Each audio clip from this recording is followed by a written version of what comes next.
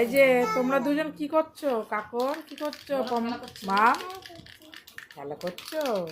আর মা তুমি কি করছো? বাকি এসেছে এটা বান্দি।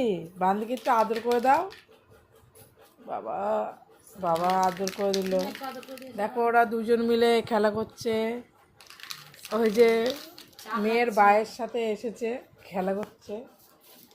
এরকম সব খেলনাগুলো দেখো ছড়িয়ে ছিটিয়ে। এই যে চা খাচ্ছে, ওই যে চা ঢালছে একজন, একজন ঢাকনা খুঁজছে। চা ঢেলে খেয়ে নিল একজন, আর একজন দাঁড়িয়ে দাঁড়িয়ে দেখছে, ঢাকা লাগাচ্ছে দুধের বোতলে।